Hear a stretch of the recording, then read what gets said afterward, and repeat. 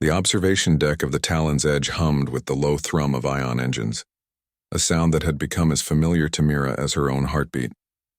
She sat cross-legged in the corner she'd claimed as her own, surrounded by the sleek, sterile efficiency of Rexian engineering. Everything aboard the warship was designed for maximum lethality. Sharp angles, reinforced alloys, and surfaces that could be sterilized of blood with a single pulse of UV light. Everything except the battered pair of running shoes she held in her hands. Corin found her there, as he often did during the ship's rest cycle.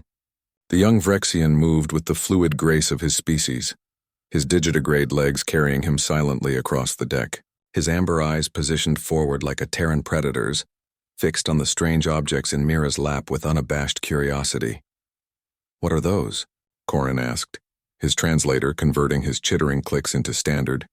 At barely 3 cycles old, equivalent to a human teenager, he was still in his learning phase. That brief window before Vrexian youth were expected to understand the galaxy's brutality without question. Mira looked up, a small smile playing at her lips. She'd grown fond of Corin over the 6 months she'd been aboard. Unlike the adult warriors who regarded her with a mixture of fascination and wariness, Corin approached her with genuine curiosity rather than the careful distance of those who knew what humans were capable of. "Shoes," she said simply, holding one up.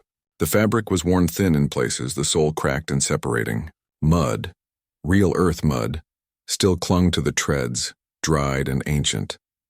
Corin's head tilted, the gesture eerily similar to a confused dog. "Foot coverings? But they're damaged, non-functional." His clawed hand gestured toward her current footwear, standard-issue Vrexian combat boots that could withstand atmospheric entry. "Why keep broken things?" Mira turned the shoe over in her hands, her fingers tracing the frayed laces. "They're not broken," she said quietly. "They still remember home." The young Vrexian moved closer, settling onto his haunches beside her. His tail, thick and muscular, curled around his legs in a posture of attentive listening. "I don't understand. Objects don't have memory. That's a biological function. Not that kind of memory." Mira held the shoe closer to her face, closing her eyes briefly. When she opened them again, they held a distant look that Corin had learned meant she was seeing something far beyond the metal walls surrounding them. "Can you smell it? The rubber, the sweat, the dirt?" Corin's nostrils flared, a gesture his kind used for emphasis, as their actual olfactory organs were located behind the armored plates of their skulls. "Chemical traces. Organic compounds breaking down. Nothing significant. To you, maybe." Mira's voice took on a storyteller's quality, the kind of tone the ship's cultural liaison had warned Corin about. Humans, they said, were dangerously good at creating meaning from nothing, at turning simple objects into symbols that could inspire them to impossible feats. But to me, these shoes remember the morning runs through Stanley Park. They remember the feeling of wet grass under my feet when I'd cut through the meadow. They remember the sound of waves against the seawall and the smell of coffee from that cart near the bridge. "Stanley Park," Corin repeated, accessing his databanks. "Vancouver, Earth. Destroyed in the hemorrhage fleet's bombardment. 0 survivors from ground zero zones. 73 days before the fleet arrived." Mira continued as if he hadn't spoken. "I ran 10 kilometers in these shoes. It was raining. It was always raining in Vancouver in November. I was training for a marathon I'd never get to run." Her laugh was soft and bitter. "I complained the whole time. About the rain, the cold, the blister forming on my heel. I complained about having to run instead of sleeping in on a Saturday morning." She fell silent and Corin waited. He'd learned that humans needed space for their thoughts to settle, especially when discussing their homeworld. "I was off-planet when it happened," Mira said finally. "Mining contract on Titan, we saw the broadcasts. Watched our world burn in real time, delayed by light speed. By the time the light from Earth's burning reached us, everyone I'd ever known had been dead for 8 minutes. Corin's training told him to recognize this as a tactical advantage. A human motivated by loss was a dangerous weapon. But something else stirred in his chest, something his instructors called a contamination of empathy. The dangerous human tendency to make others feel. "These shoes," Mira continued, "are one of 3 things I have left from Earth.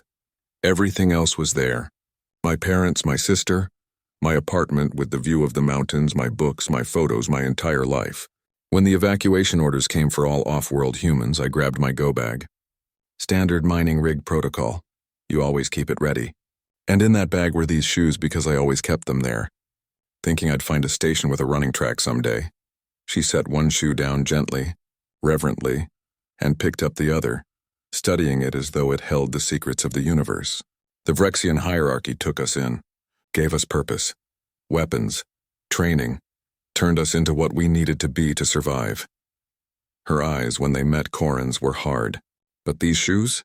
They remember when I was just Mira Chen, a mining engineer who liked to run in the rain.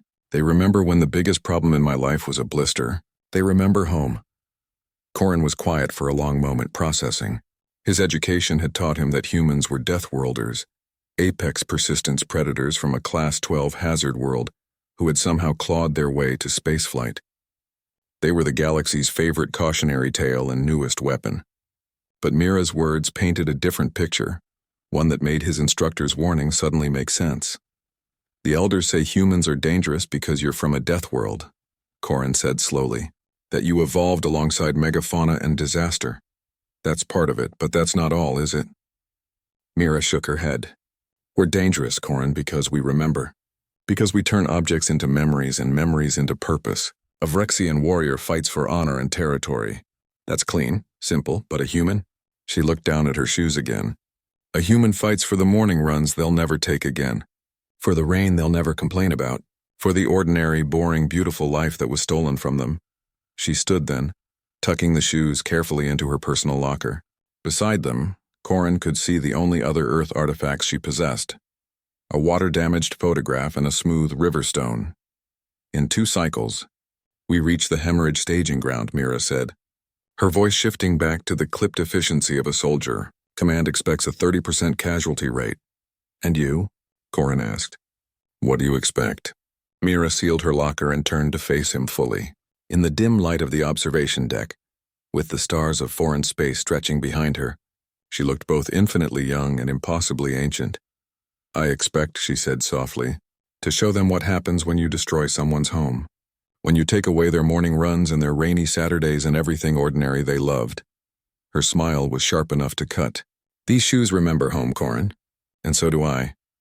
And before I'm done, the hemorrhage will remember it too. As Corin left the observation deck, he finally understood what his instructors had been trying to teach him. Humans weren't dangerous because they were strong or fast, or particularly well-armed by galactic standards. They were dangerous because they could turn a pair of broken shoes into a reason to burn down empires. And in a universe that had learned to forget, remembering was the most terrifying weapon of all.